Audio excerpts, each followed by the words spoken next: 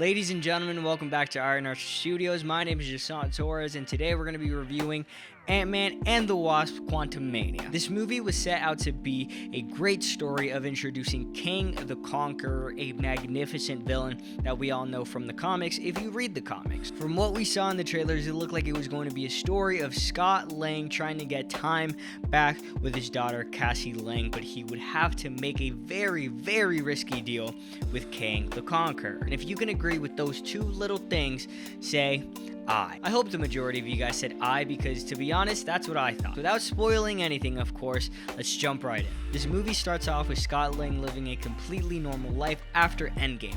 He has already done the hero work, and if they ever need his help, he will be there. But for right now, he's just trying to live a normal life. He's written a book, he's living the celebrity life, he's living a good life. Cassie Lang, we see that she's getting into a bit of trouble, but she's doing it for the right cause, like her father. We move forward along the story, and we see that she's not just taking up that getting into trouble for the right cause thing from her dad. She's also taking the quantum learning, the pim particle kind of aspect. She likes it, so she's very much into it, and she is now diving in herself. Then, as we see in the trailers, they get sucked in and they have to deal with a couple of things. This is where you think that aspect of the trailer that we saw comes in. Like I said, we're going to be introduced to Kang the Conqueror, and we're going to see Scott Lang make a very, very bad deal with Kang the Conqueror for some time with his daughter. But, ladies and gentlemen, without spoiling anything, that is not what we get at all.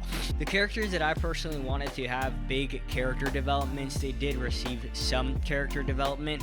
That was Scott Lang, that was Hope, and that was Cassie Lang. And obviously, like I said, we were getting introduced to Kang the Conqueror. What we unfortunately get is some minor character development with Scott Lang, a minor introduction to Cassie Lang as a teenager now, Hope as a background character, and then Kang being a villain for this movie that was set out to be a Avengers level threat, but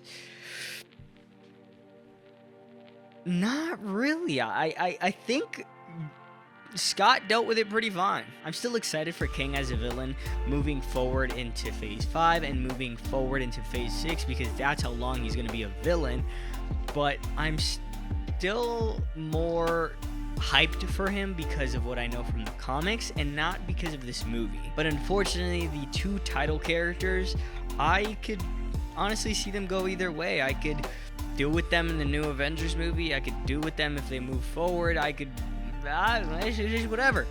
Cassie Lang, though, I'm excited for her. I'm sure she's going to be cool in Young Avengers if that ever gets confirmed or that ever gets produced. But other than that, the two actual title named characters, I'm iffy on. Then there are 3 or 4 more characters that you guys are maybe thinking, oh, what about them? Well, to me, if I am correct and you are wondering, oh, what about these? They were just pawns. And what I'm thinking is Hank Pym, Hope Van Dyne, MODOK, and then Bill Murray's character.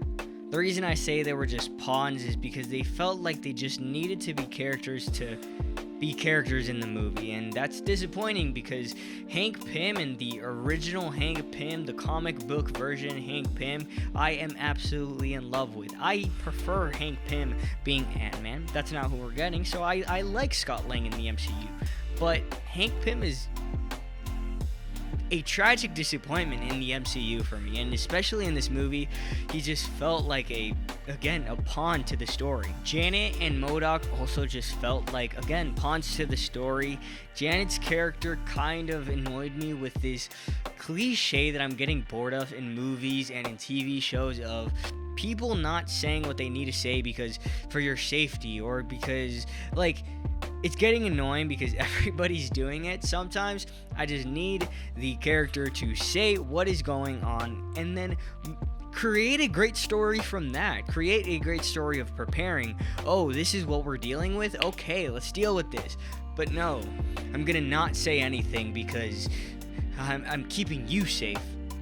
How about you just tell me so that I can prepare? You know? And then MODOK, one of the characters that I was super excited for, not because he's a Avengers level threat. Yes, he is an Avengers villain, but he's just a hilarious character to me. He is the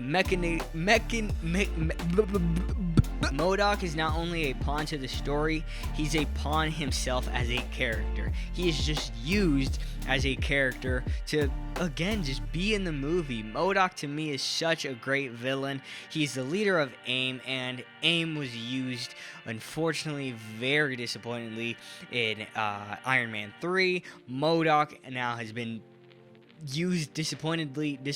I don't know if that's the right word, but he's been used wrongly in this movie as well. I think he was pretty cool. It was pretty funny, some scenes that were with his character, but other than that, AIM, MODOK, can we get anything right? This movie unfortunately feels like a very big cash grab, and I think that's what's such a big problem with the MCU right now, is a lot of people are feeling that way with a lot of projects. I am still going to be a fan. I'm a fan of the Marvel comics. I'm a fan of the Marvel TV shows, 1 or 2. And then the MCU, I'm a fan of it. I like to do the homework. I like to watch the shows. I enjoyed some of the shows more than the others. I enjoyed some of the movies more than the others. But this honestly just felt like a huge cash grab. I'm going to pull out my phone really quick just because I actually want to get everybody's name correct. We obviously have, let me get this straight. So Paul Rudd for Scott Lang. Paul Rudd did an amazing job for the script that he was given. Then we have Jonathan Majors as Kang the Conqueror. He, again, did a great job, a phenomenal job. I'll even give him that, a phenomenal job. But for the script that he was given, Catherine Newton was pretty good. I would even give her a great performance. She did a great performance. Like I said, I am excited for her character moving forward. Evangeline Lilly, I'm pretty sure that's how you say that right, as Van Dyne. Like I said, she's a good actress, but I didn't really see like star potential with this, and again, I blame this on the script rather than her. So she's a good actress, it's just the script didn't give her much. Michelle Pfeiffer as Janet Van Dyne, she did a great job. I think she did a great job, again, for the script that she was given. I think she was given a big plot, and she handled that very well. But the only thing that annoyed me about her character, again, was because of the script. So I can't, like, it's hard to criticize the actors or say they did a bad job when it was the characters and the scripts that they were given. And then last but not least, Michael Douglas as Hank Pym. He honestly I just don't think he knows how to work with green screen and like all that yet as an actor. I think he's a great actor in other projects, but this one, I think the MCU is maybe just like too much of a new thing for him, and maybe this specific movie, because I didn't mind him in Antman and then Antman and the Wasp. So to be honest, I'm just blaming it on the script. The script was just tragic. And let me actually say, I'm saying tragic in the sense of it was built up to be this really big, great, amazing thing, and then it was just this above average feeling that I felt good about the movie, but it was good in a above average sense. This movie had some really great CGI. We didn't really get to see like real world camera shots and little things like that. There was one beautiful shot in the beginning, and then other than that, the whole quantum realm, quantum verse, it was pretty cool. I loved it. It was a great kind of build of a universe, of a world, but I could honestly compare it or say that it was just a very good CGI Star Wars world. There we go. So yeah, that's all I got for this movie. I think my final rating is just going to be a simple I want to give it a 7.